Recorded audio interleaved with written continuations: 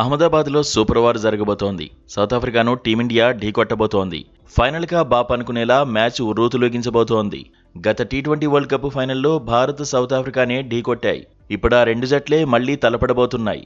దీంతో Bharat south Africa మ్యాచ్పై అభిమానుల్లో ఉత్కంఠ పెరుగుతోంది. గ్రూప్ దశలో కఠిన సవాళ్లను ఎదుర్కొని సఫారీ జట్టు సత్తా చాటింది. న్యూజిలాండ్పై అలవోకగా గెలిచి ప్రత్యర్థులకు వార్నింగ్ ఇచ్చింది.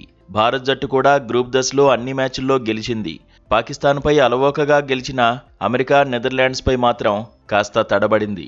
దీంతో సూపర్ 8లో సౌత్ ఆఫ్రికాతో సవాల్ తప్పకపోవచ్చనే చర్చ జరుగుతోంది.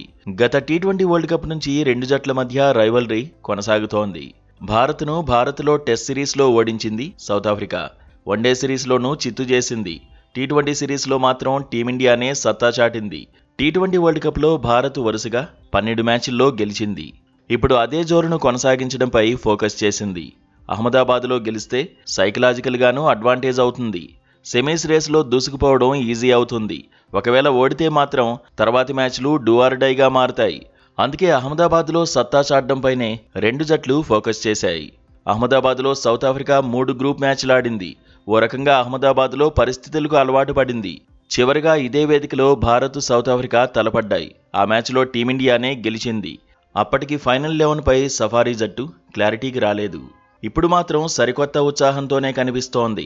సూపర్ 8 మ్యాచ్లో ఇషాన్ కిషన్పై అందరి దృష్టి పడబోతోంది. టోర్నీలో ఇప్పటివరకు టీమిండియా తరఫున అద్భుతంగా రాణించాడు. భారత్ విజయాల్లో కీలకంగా నిలిచాడు. సయ్యద్ ముస్తాక్ అలీ ట్రోఫీ నుంచి దూకుడు చూపిస్తూనే ఉన్నాడు. సౌత్ ఆఫ్రికా జట్లో మర్కరం కూడా కీలకం కాబోతున్నాడు. గత డిసెంబర్లో అహ్మదాబాద్లో ఆడినప్పుడు 5వ స్థానంలో బ్యాటింగ్ చేశాడు. కానీ ఇప్పుడు ఓపెనర్గా మారిపోయాడు.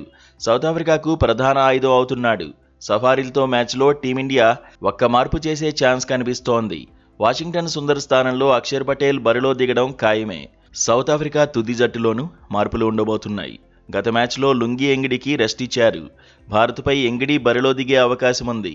రబాడా లేదంటే అండిచ్లో ఒకరు బరిలో దిగే ఛాన్స్ కనిపిస్తోంది. టీ20 వరల్డ్ కప్లో సౌత్ ఆఫ్రికా తరఫున లుంగి ఎంగిడినే టాప్ వికెట్ టేకర్గా ఉన్నాడు. అహ్మదాబాద్లో టాస్ కీలకం కాబోతోంది. టీ20 వరల్డ్ కప్లో సౌత్ ఆఫ్రికాపై భారత్కు మెరుగైన రికార్డే ఉంది. భారత్ 5 సార్లు గెలిస్తే సౌత్ ఆఫ్రికా 2 మ్యాచ్ల్లో విజయం సాధించింది.